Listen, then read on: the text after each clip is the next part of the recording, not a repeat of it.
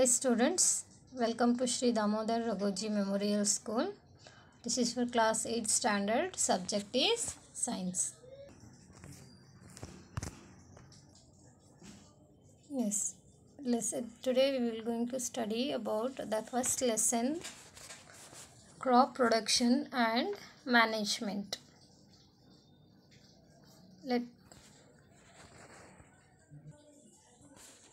Let us start with the introduction. So students, as you know that all the living organisms require food for their life process like digestion, respiration, excretion, etc. So plants can make their own food by the process of photosynthesis, and animals including humans cannot make their own food, so they are dependent on plants and other animals. So students, as you know that India has the vast population. In order to provide food for a large population, the regular production, proper management and distribution of food which is very necessary. Students, till 10,000 BC, people were nomadic. They were wandering in groups from place to place in search of food and shelter. So they ate raw fruits and vegetables and started hunting for animals for food. Later, they could cultivate land and produce rice, wheat, and other food crops. Thus was born agriculture. Yes, so here to provide a large food for large population, we have it should be a practice for the crop. Yes, so what do you mean by this crop? When plants of the same kind or when the same kinds of plants are grown at one place on a large scale, which we are called crop. So there are different types of crops like cereals, vegetables and fruits. So when the same kind of plants are grown at one place on a large scale, that it is called what? Crop. So based on the season, these crops can be classified into, based on the season, we can see that there are 3 seasons. Yes, like winter, summer, rainy season. So based on these 3 seasons, the crops can be classified into 2 types. One is kharif crops and another one is rabi crops. What do you mean by here kharif crops? The crops which are sown in the rainy season. So this type of crops are sown, means which this type of crops are grown in the rainy season, which we are called kharif crops. So the rainy season in India is generally from June month to September month. So for example, paddy, maize, soya bean, groundnut, cotton, etc. are the examples of kharif crops. Rabi crops means the crops which are grown in the winter season are called rabi crops. Their time period is generally from October month to March month. For example, like wheat, gram, pea, mustard and linseed are the examples of rabi crops. Next is what the basic practices of crop production. Students, the cultivation of crops involves several activities undertaken by farmers over a period of time. So you may find that these activities are similar to those carried out by a gardener or even by you when you grow ornamental plants in your house. So these activities or tasks are referred to as agriculture practices. So these activities are here, like first one, that is preparation of soil. Next one is sowing and adding manure and fertilizers, and next is irrigation.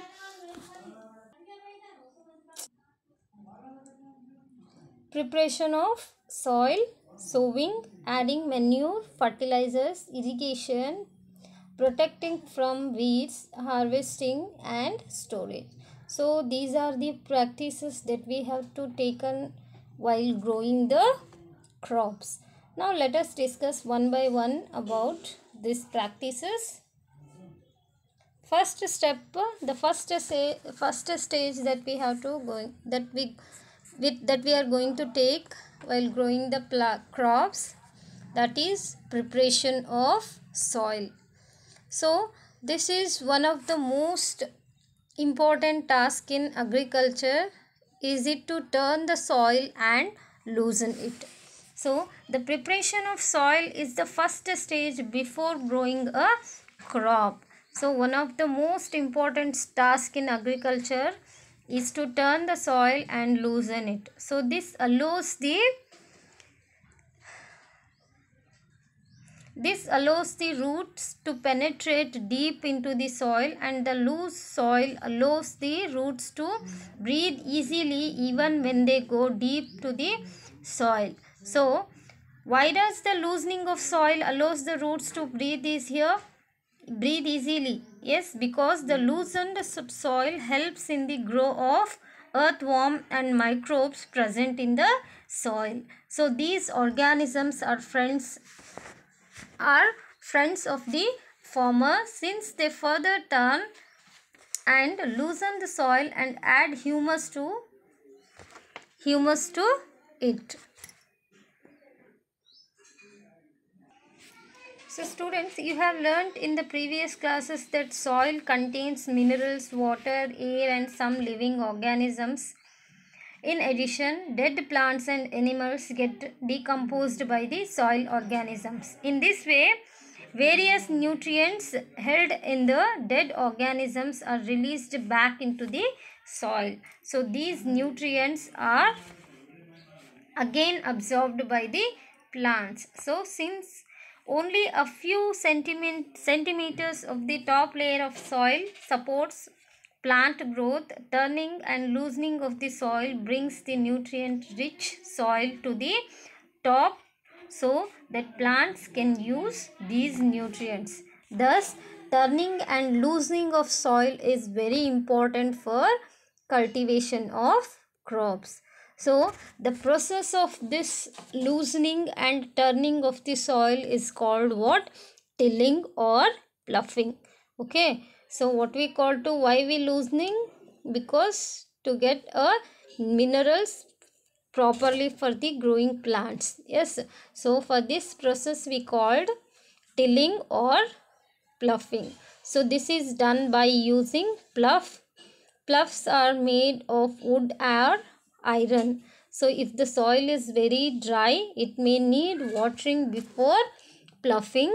So the ploughed field may have big piece of soil called crumbs. So it is necessary to break these crumbs with a plank, that is plank.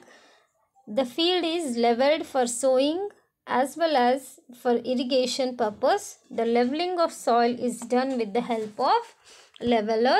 So sometimes manure is added to the soil before tilling. This helps in proper mixing of manure, that is proper mixing of manure with the soil. So the soil is watered before sowing. So this is the first step that have to go before growing the plants. These are the tools which are used to loosening the soil. Okay, so these are the tools that are used to loosening. The process of tilling or ploughing, no, this process is takes place by these tools, that is plough and hoe, that is modern cultivator. So these are the tools that used to preparation of soil or the loosening the soil. So before sowing the seeds, it is necessary to break the soils and size of grains to get better yield. So this is done with the help of various tools. So the main tools used for this purpose are the plough, hoe and cultivator. The first one is what? Plough. So this is being used since ancient times for tilling of the soil and adding fertilizers to the crops. So removing weeds removing weeds. And here weeds means what? Weeds which is nothing but the waste plants. Okay, while growing crops, in between the waste plants to be grown in that, so that is which we are called weeds. We have to remove that waste, that is the some of the poisonous plants also can be grown in that crops, so we have to remove that. So by that we use this tool, that is what? Plough. And next is what? Scraping of soil, etc. So this implement is made of wood and is drawn by a pair of bulls or other animals like camels and horses. Yes, so it contains a strong triangular iron strip that we are called, that is plough. Okay, so that there are here in this figure you can see that it contains a strong triangular iron strip. Yes, that is called what? Plough. The main part of the plough is a long log of wood which is called, that is plough shaft. So there is a handle at one end of the shaft. The other end is attached to the beam which is placed on the bull's neck. So one pair of bulls and man can easily operate the plough. So the indigenous wooden plough is increasingly being replaced by the iron ploughs nowadays. Okay, so next one is what? Hoe. It is a simple tool. Okay, it is a simple tool which is used for removing weeds and for loosening the soil. It has a long rod of wood or iron. A strong, broad and bent plate of iron is fixed to one of its end and works like a blade, so it is pulled by animals. The third one is what? That is cultivator. Now this is which we are called modern cultivator nowadays, which is going this we have to take the practice of this cultivator. That is, nowadays the ploughing is done by a tractor driven cultivator, so the use of cultivator saves labor and time also. So the next step that we have to taking place, that is sowing and quality of the seeds. So sowing is the process of planting the seeds in the soil. So the seeds are sowed in the soil that is loosened by the cultivator or plough. So the quality of seed is important factor that determines crops yield. The selection of good seeds is done by the putting the seed in the water. So the dead and damaged seeds become hollow and float on the water, whereas the good seeds sink. So by this we can, that is we can make it so the by this we can identify the good seeds or bad seeds which are to be poison, which may damage to the crops. Okay, so the dead and damaged seeds become hollow and float on the water, whereas good seeds, the damaged seeds to become float on the water, whereas the good seeds become sink in the water. So that is how we can take place the step, that is sowing, and also the quality of the seeds.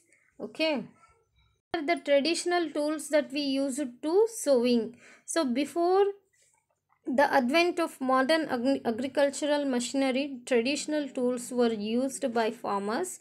So the traditional tool used to sow the seeds is like a funnel. So once a seed put into this funnel, they would go to 2 to 3 tubes having a sharp ends. So the ends will pierce into the soil and place the seeds there. See, before sowing, one of the most task is to know about that is tool is used for sowing the seeds. So one of the traditional tool that we used to sow the seeds, that is seed drill. That is the tool which is used traditionally for sowing seeds is shaped like a funnel. In this figure that you have to see in, so the seeds are filled into the funnel, passed down through 2 or 3 pipes having a sharp ends, and these ends pierce into the soil and place seeds there. So the seed drill are used for sowing with the help of tractors. It ensures that seeds are sown uniformly at particular depth and are covered by soil after the sowing. The next step that we have to take, that is add manure and fertilizers.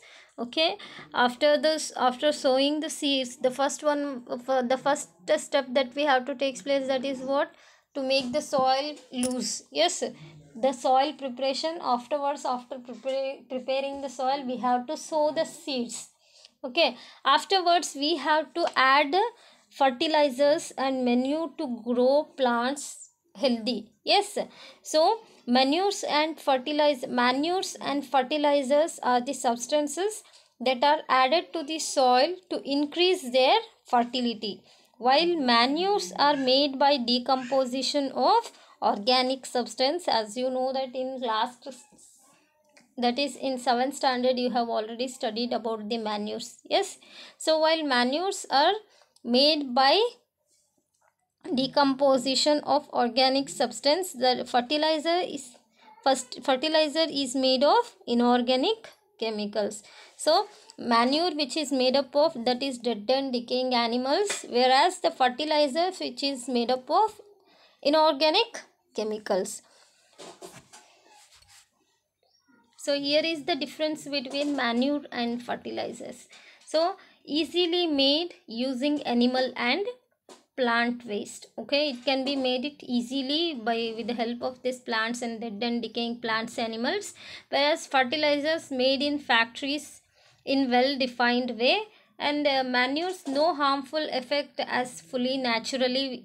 It is no harmful, it could not affect on the any crops and also to the nature. Instead of that, these fertilizers side effects, as it is a chemicals. Okay, why? Because these fertilizers are made up of chemicals, no, it may be side effect to the crops, whereas this manure, which is naturally made, so it cannot be effect to the crops, and good for long term soil for fertility. It is a good and long term, it can make the soil fertility with the longer time.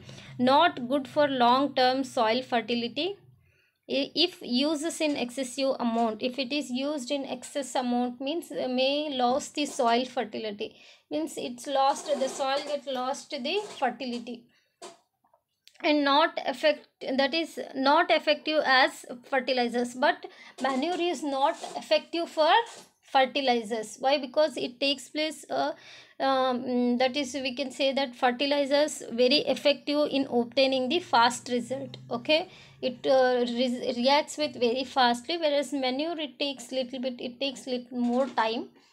So it is very cheap, and it is, that is fertilizers is very costly. So next is another one, that another step that we have to take place, that is irrigation. As you know that to grow plants, water is very important. Yes, so without water plants cannot grow, it becomes dry. Yes, so water is the important for proper growth and development of plants. So water is essential because germination of seeds does not takes place under a dry condition. Yes, so the nutrients which are necessary to grow the plants, which is dissolved in a water. So the nutrients which get plants, know, that are taken by the dissolving form. Yes, so when the nutrients get dissolved in water, then it should be transported to the all parts of the plants. So water is very necessary. Water get transported to the each part of the plant. So the sources of irrigations are what? Irrigations like wells, tube wells, ponds, lakes, rivers, dams, and canals are the sources of irrigation.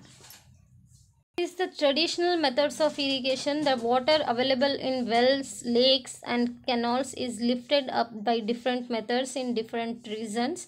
For taking it to the fields, here various traditional methods are there, like moat, rahat, and chain pump, and dhekli. So these are the traditional methods of irrigation nowadays that it is taken using for the practice of growing crops.